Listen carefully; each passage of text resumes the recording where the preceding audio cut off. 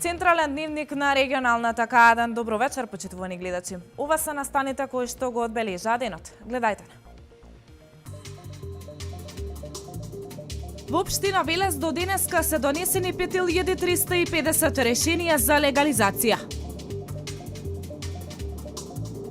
Пристигна шестиот воз во Македонија. Инвестициите во железницата продолжуваат и понатаму. Кавадарци доби дрвена бочва како символ на градот.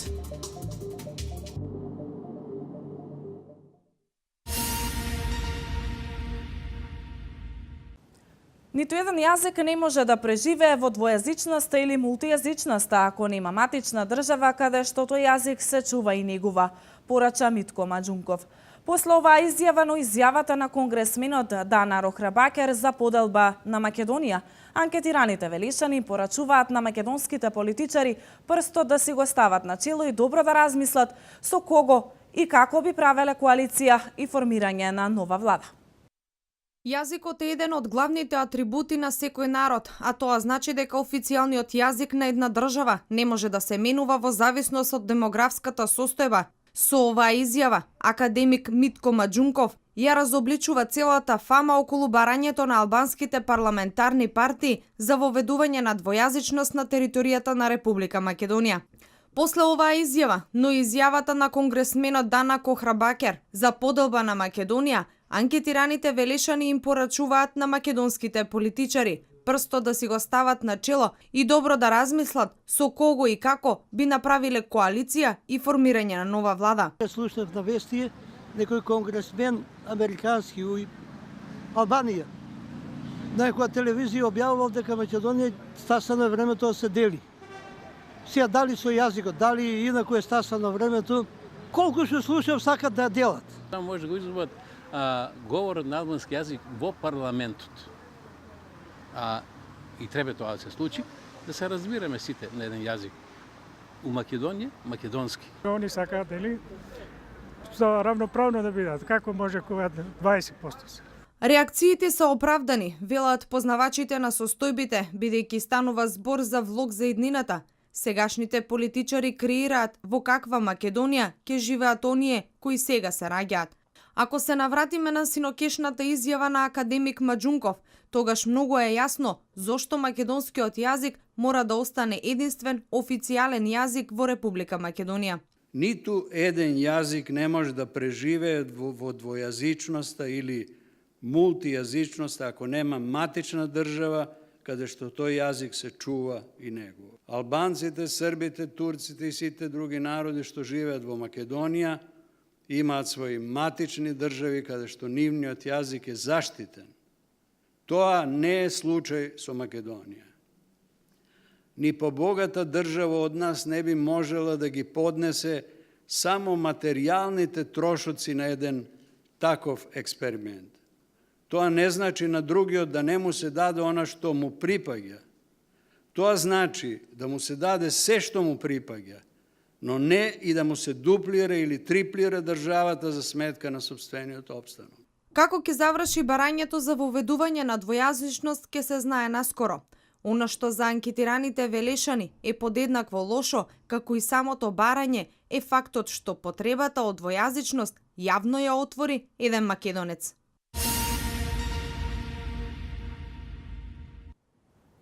Легализацијата на дивоизградените објекти во градот е процес на кој општина Велес му придава големо значење. Со оваа можност, многу граѓани и семејства за 1 евро по метар квадратен можат да ги озаконат нивните објекти за семено домување, кои од различни причини били изградени без потребна документација. Валентина Михајловска повеќе на оваа тема. Во општина Велес до денеска се донесени 5350 решенија за легализација, односно 56,45% од барањата за легализација се завршени. Со донесувањето на Законот за легализација на дивоизградените објекти, во локалната самоуправа се поднесени вкупно 9477 барања, од кои 7864 во првиот рок, додека 1613 во вториот рок, кој истече на 31 март минатата година. Во оваа прилика сакам да кажам дека голем дел од овие што не се завршени нема донесено барања, односно нема донесено елаборати врз кои би постапували. Да апелираме до граѓаните кои поднеле барање за легализација и во вториот рок, нивната временска рамка е до крајот на 2017 да приложат елаборати. Надлежните служби во општина Велес секојдневно работат на решавање на предметите, за да можат граѓаните за 1 евро по метар квадратен да ги озаконат нивните дивоградби. Користам оваа прилика да испратам апел до нашите сограѓани кои што поднеле барања за легализација, да си ги донесат елаборатите, за социјалните случаи дека елаборатите се бесплатни. Бесплатно ќе ги изработи катастарот за да ја завршиме оваа постапка. Чадиев потенцираше дека по завршувањето на легализацијата ќе се пристапи кон втората фаза, односно внесување во деталните урбанистички планови на сите бесправно изградени објекти. Додаде дека легализацијата на дивоградбите е процес на кој општината му придава големо значење.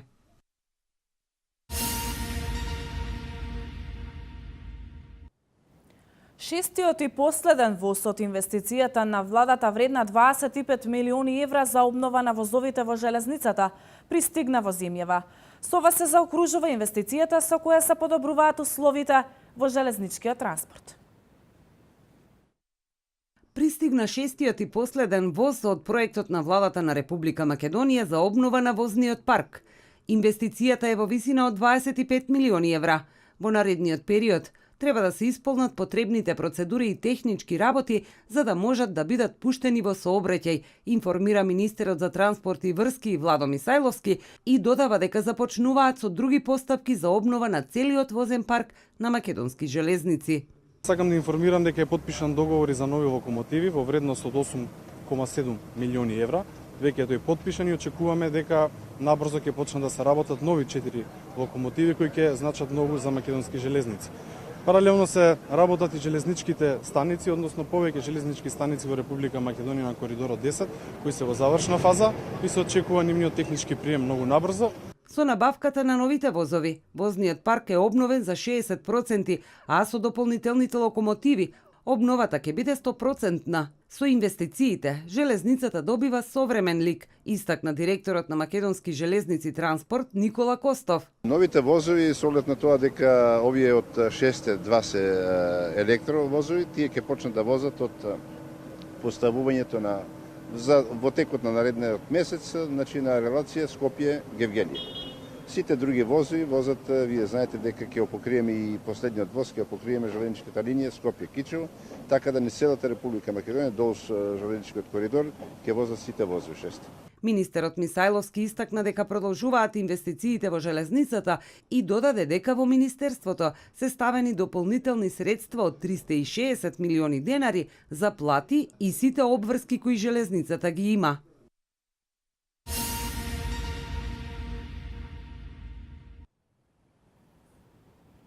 Општина Велес продолжува со капиталните проекти и оваа година. Проектот Покриен градски пазар, изградба на водоводни линии и кружни текови во Велес и на раскрсницата пред Башино село се само дел од планот за работа на градоначалникот Славчо Чадиев за 2017 година. Капиталните проекти продолжуваат и во 2017 година во Велес. Како досега, така и оваа година, локалната самоуправа работи во интерес на граѓаните, се со цел подобрување на животот. Проектот Покриен градски пазар, изградба на водоводни линии и кружни текови во Велес и на раскрсницата пред Башино село, се само дел од проектите во планот за работа за 2017 година на градоначалникот Славчо Чадиев. Како прв проект предвиден е Покриен градски пазар.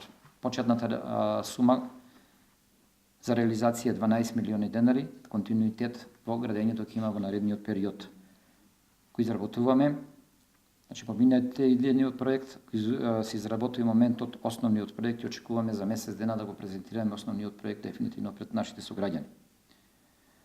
Тоа е воедно и 10-тиот капитален проект што го ветив како кандидат за градоначалник во програмата на градоначалникот за периодот 2013-2017. Планирано е да се изгради водоводна линија во населените места Раштани и Бузалково, инвестиција вредна 12 милиони денари. Во населеното место Отовица исто ќе се гради водовод и канализација. Овие два проекта се едни од најголемите во општина Велес за 2017 година. Инвестицијата ќе чини 17 милиони денари. Во близината на Башино село ќе се реализираат два инфраструктурни проекти со вкупна вредност од 9 милиони денари. Изработка на нов кружен тек на крстосницата пред Башино село и нов лес во градот. Во должина од 2000 метри комплетно ќе се уредат улиците во населените места Мамучево и Челошево, рече Чадиев. Индустријските зони и понатаму се многу важен сегмент во развојот на локалната економија. Во 2017 година ќе инвестираме 15 милиони денари во инфраструктурно уредување на улиците во Зените, како и во сателитската населба на езерото Младост. Чадиев нагласи дека оваа година ќе се реконструира градскиот стадион, трибините ќе бидат целосно уредени и ќе се постави ново осветлување. Градскиот парк во Велес ќе добие нов лик, ќе се постави нова урбана опрема и ќе се изгради велосипедска патека, потенцираше градоначалникот Славчо Чадиев.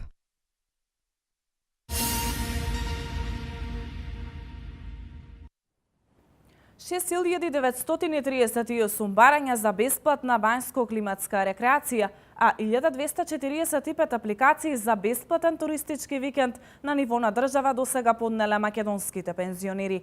Проектот за бесплатна банјско-климатска рекреација започна да се спроведува од 2010 година. Од тогаш до денес оваа можност ја искористиле 37.000 пензионери. Катерина Нацева повеќе за ова. 6.938 барања за бесплатна банско-климатска рекреација, а 1.245 апликации за бесплатен туристички викенд на ниво на Република Македонија досега поднеле корисниците на пензии. Ова значи дека пензионерите на големо ги уживаат бенефитите кои ги нуди Министерството за труд и социјална политика. Особено голема заинтересираност има меѓу пензионерите од општините во Вардарскиот регион за користење на владиниот проект за бесплатна банско-климатска рекреација и бесплатен туристички викенд. Иако остануваат уште 10 дена до крајниот рок за поднесување на апликации, досега вкупно 157 корисници на пензија од Свети Николе се пријавиле за користење на овие услуги, од кои 114 за банско-климатска рекреација, а 43 за бесплатен викенд. Во Велес досега се поднесени 218 апликации за банско-климатска рекреација и 107 за бесплатен викенд. 225 апликации за банско-климатска рекреација, 31 за викенд и 26 апликации за викенд и бања поднеле пензионерите од Кавадарци, додека пак во Неготино има 139 апликации за банска рекреација, 33 за викенд и 24 и за бања и за викенд. Овие проекти имаат позитивно влијание кај луѓето од третата доба, бидејќи не се чувствуваат запоставени и заборавени од помладите генерации. Лани бев во Дојран, бев 2 дена од пензионерите, така да убаво си поминавме. А за пензионерите тоа представува една помош, една добрина према нив, да се осеќаат добро, да се дружат со други пензионери. Имам искористено едно банјски рекреативен викенд, да речем, во Негорски бањи, беше прекрасно убаво. Еден убав викенд со дружење со пензионерите од цела Македонија имаше скоро собрано. Убава работа да се издуваш од дома, да смениш мислења со другите пензионери од другите градишта, така да пријатно, убаво. За овие два проекта во буџетот на Министерството за труд и социјална политика за 2017 година обезбедени се финансиски средства во висина од 46 милиони динари. Од 2010 година до лани банско-климатската рекреација ја искористиле 37.193 корисници на пензија, а бесплатен туристички викенд за 2 години искористиле 4.740 пензионери.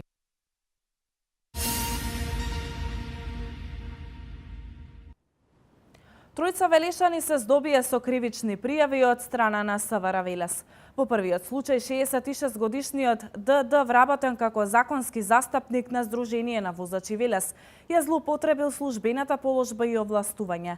Во вториот случај ЗС 54 години и ФИ 59 години, постапувајќи по пријава поднесена од страна на директорот на Основното општинско училиште Јордан Хаджи Константинов Джинот, од страна на полициски службеници биле превземени мерки и активности при што било утврдено дека првопријавениот кривичното дело го сторил на тој начин што во издадените испратници од правното лице за подигната роба од страна на вработените во училиштето, после ставените подписи допишувал количини на неподигнати материјали, при тоа ги вклучувал во издадените фактури кои му биле исплатени. СВР Велес поднесе кривични пријави за тројца велешани во два одделни случаи. Во првиот случај 66-годишниот ДД, вработен како законски застапник на Сдружение на возачи Велес, ја злоупотребил службената положба и овластување. Пријавениот во текот на 2016 година, без некаква одлука или налог за патување со службено патничко возило Опел Мерива, извадил зелен картон на сметка на Сдруженијето на возачи и истото го користил за приватни потреби во Република Грција. По ова, во сметководството прокнижил неколку сметки за наточено гориво за друго службено возило. Во периодот од 2014 до 2016 година прикажал и прокнижил трошоци за точено гориво за извршени патувања за кои што не изготвувал патни налози, со што се стекнал со противправна имотна корис од 105.000 денари. Во вториот случај кривични пријави за работија ЗС 54 години и ФИ 59 години. Постапувајќи по пријава поднесена од страна на директорот на Општинското основно училиште Јордан Хаджи Константинов Джинот, од страна на полициски службеници, биле преземени мерки и активности, при што било утврдено дека првопријавениот кривичното дело го сторил на тој начин што во издадените испратници од правното лице за подигната роба од страна на вработените во училиштето, после поставените подписи, допишувал количини на неподигнати материјали кои потоа ги вклучувал во издадените фактури кои му биле исплатени. Второ, пријавената кривичното дело го сторила на тој начин што со пропуштање на должниот надзор, без да ги провери наведените количини во фактурите, издавала налог за нивна исплата, со што му овозможила на првопријавениот да се стекне со противправна имотна корист.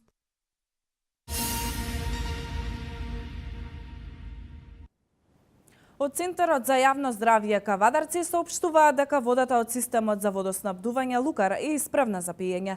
Појавата на жолтеникавата боја во водата во текот на вчерашниот ден не е опасна, истата била бактериолошки исправна за пиење. Водата која ја пијат граѓаните на Кавадарци, Неготино и Росоман од системот за водоснабдување Лукар е здрава и исправна за пиење. Појавата на жолтеникавата боја во водата во текот на вчерашниот ден не е опасна и истата била бактериолошки исправна за пиење. Ова денеска го потврди доктор Трајче Ризов, раководител на Центарот за јавно здравје Кавадарци. Исто така, состојбата се следела и вчера и денеска, и ниту во еден момент не се појавило сомнение за неисправност на водата. За секој случај, зголемен е процентот на хлорирање на истата. Без разлика на тоа, состојбата со исправноста и потребните испитувања и понатаму ќе се следат и се прават, со цел да бидат отстранети сите евентуални сомневања.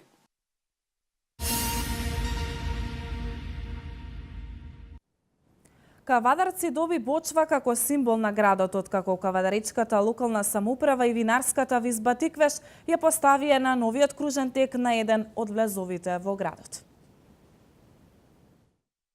Кавадарци, град надалеку познат по доброто вино, вкусното грозје, домашната ракија и широките виногорски предели распослани низ Тиквешијата. Овде работат повеќе винарници кои со различни сорти на грозје произведуваат карактеристични вина препознатливи по својот вкус. Како град на виното и грозјето, Кавадарци доби дрвено буре или почва како нов символ на градот. Бурето е донација од винарската визба Тиквеш во соработка со локалната самоуправа и е поставено на новиот кружен тек кај Западен булевар. Истото е со капацитет од околу 9000 литри, а тешко 2 тона. Бочвата е поставена на важна сообраќајница, на патот кон Росоман, кој е дел од обиколницата преку која може да се патува кон Скопје или Прилеп, информираат од службата за односи со јавноста при општината. Оваа бочва се постави во пресред на празникот Свети Трифун, заштитникот на лозарите.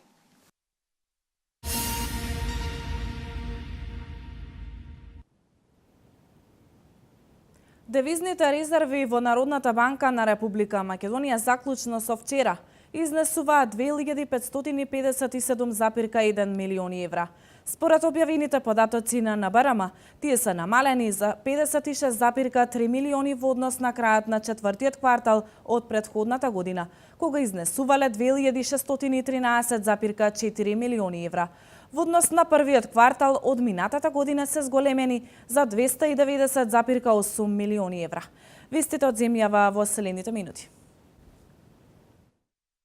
Зголемениот опфат во предучилишното образование од 9% во 2006 година на 26% во 2016 година е доказ дека ова е важен сегмент во работењето на Министерството за труд и социјална политика, истакна министерот Ибрахим Ибрахими по одржаната конференција посветена токму на актуелните состојби во предучилишното образование. Тој додава дека и покрај овој голем исчекор во делот на зголемување на опфатот и понатаму интензивно се работи на оваа проблематика.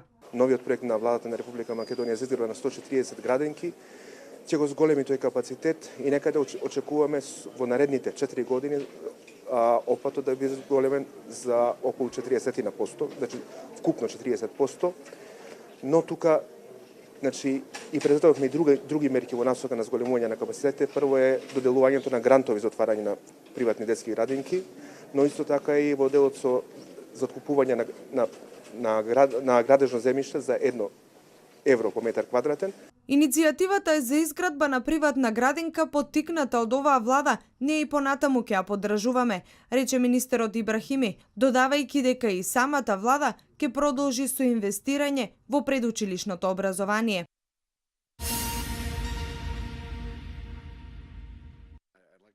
Обединетата македонска диаспора смета дека со крајно неодговорниот напад против Република Македонија и повикот за нејзина поделба, конгресменот Дана Рорабакер, републикански представник од Калифорнија, уште еднаш се посрамотил сам себе, неговите гласачи и партија и го повикува претседателот на Конгресот Пол Рајан и лидерот на мнозинството во Конгресот Кевин Мекарти итно да го отповикаат од функција претседателот на подкомитетот во Конгресот.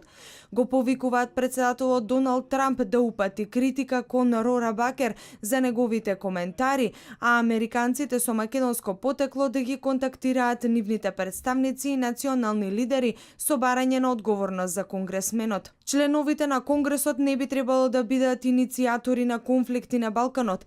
Тие не би смееле да се поистоветуваат со етнонационалните агенди застапувани од страна на одредени балкански политичари.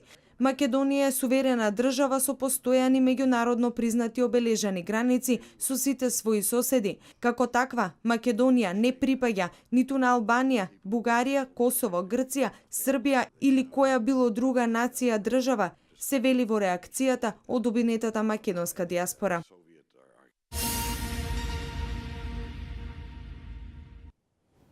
Сомалиската екстремистичка група Ал-Шабаб уби денеска 4 лица од обезбедување во хотел во градот Босасо. Хотелот е популарен меѓу странци кои доаѓаат во тој сомалиски полуавтономен регион. Полицијата трага по третиот напаѓач. Деталите во продолжение. Наскоро силен земјотрес ќе го погоди Истанбул, предвидува еден од најстакнатите турски сеизмолози Халук Озенер, со јачина од 7,2 степени по Рихтеровата скала, се очекува да го погоди мраморното море кое се протега најголемиот турски град, е темата на дебатата посветена на серијата потреси што пред 2 дена го погодија Чанакале Озенер.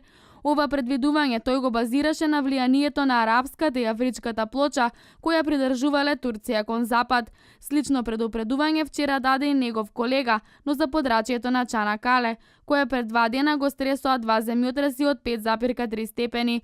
Тоа апелираше до жителите кои живеат во стари куќи и згради во наредните 2 недели да не се враќаат во домовите.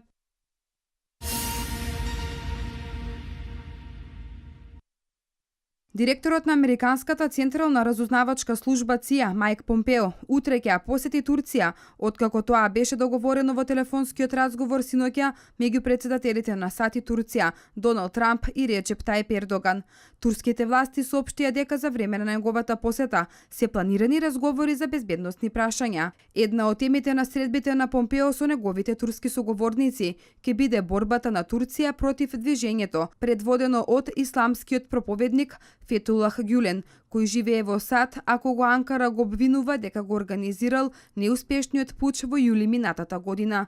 Турските власти наведуваат дека разговорите со шефот на ЦИА ќе бидат посветени и на прашањето за сириските курдски борци, кои Анкара ги смета за терористи, поради нивната поврзаност со курдските бунтовници, чија курдска работничка партија е забранета во Турција.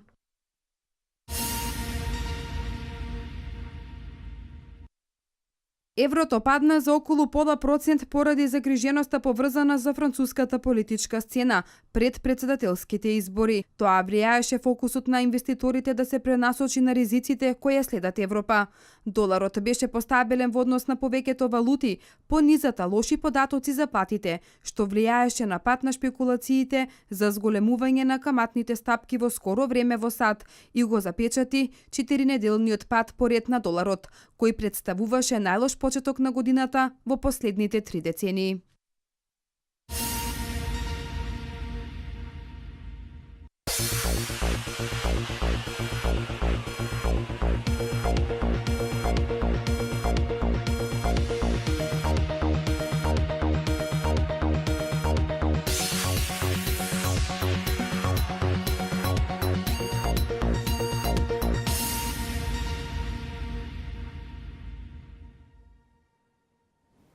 Фини Индустри запиша пораст од Берое со 84:85. Надпреварот беше решен на 4 секунди пред крајот од надпреварот кога Рос погоди за водство и победа на тимот од Бугарија. Екипата на Кожув запиша пораст на гости кај Сутјеска со 84:76. Време за спортските вести. Кошаркарите на Фини Индустри доживеа несреќен пораз во Јасмин против бугарски Берое од 84:85. Ова беше надпревар кој беше решен на 4 секунди пред крајот, кога Реили Рос погоди за водство и победа на тимот од Бугарија. Од почетокот на дуелот, македонските кошаркари имаа резултатска предност, постојано контролирајќи ја играта. По 10 минути игра имаа водство од 8 поени. На почетокот на втората четвртина кавадарчани стигнаа до двоцифрена предност за 26:16. Првото полувреме заврши со резултат 41:39, откако Берое имаше добар финиш пред крајот на полувремето. По паузата се случи и клучната разлика во корист на екипата на Малинков, а капитенот Николовски беше најзаслужен за одвојување на Фени пред стартот на последниот квартал. Домашните кошаркари немаа одговор на расположениот Арон Джонс, кој го одржа Берое во надпреварот. Во последната четвртина драма. Берое го превзеде водството на 4 минути пред крајот на надпреварот за 77:78. На 13 секунди Магдевски погоди за 84:83, но Рос со 2 поени на 4 секунди пред крајот му донесе победа на Берое за конечни 84:85. Најпрво да им честитам победата на екипата на Берое. Одиграа одлично. Примивме 85 поени. Неславно го завршивме овој надпревар со 84-85, каде што еден поен разлика е 2 бода за нив. Имавме многу грешки во пасеви, 16 стилс на екипата на Берое, од кои што 30 коша примивме само од тие пресечени топки. 20 турноверс, со 20 турноверс истата болка се покажува као и со Вардар, као и со Гевгелија. Ако сакаме да играме едно ниво повисоко, мораме да ги намалиме турноверсите, тоест грешките, и мислам дека оваа екипа може да игра на повисоко ниво. Наефикасен кај Фени беше Николовски со 18 поени, дополнети и со 6 скока, а Шарабидзе го заврши мечот со 14 поени и 11 скока. Во тимот на Берое најдобар беше американецот Арон Джонс со постигнати 27 поени. Имали сме шанс данас. На крај Имавме шанса денеска да дадеме кош во финишот и успеавме. Надпреварот беше израмнет. На крај и не само на крајот. Дозволивме да имаме проблеми под кошевите. Тоа беше најголем проблем. За малку ќе ја загубевме средбата поради тоа, но сепак победивме. Ова беше тежок натпревар за нас. Направивме многу грешки. Им дозволивме да направат многу офанзивни скокови. Но ние се боревме тимски до крај и драго ми е што победивме на крајот. Тоа што сум најдобриот на надпреварот е заслуга на тимот, кој што стоеше зад мене на овој тежок надпревар. Но мораме да ги согледаме нашите грешки, затоа што имаме уште надпревари до крајот.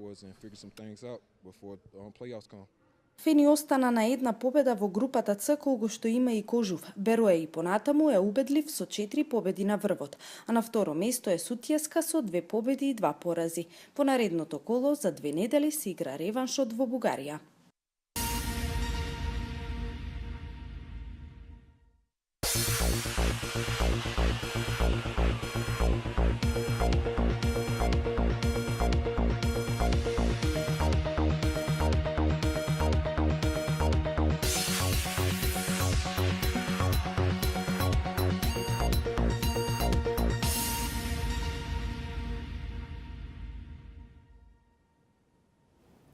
Денеска имавме сончево време со умерена облачност наместа со појава за слаб локален дожд. По должината на поврдарието ќе дува умерен ветер од северозападен правец. Температурата ќе се движи во интервал од 5 до 11 степени. Да ги погледнеме деталите во продолжение.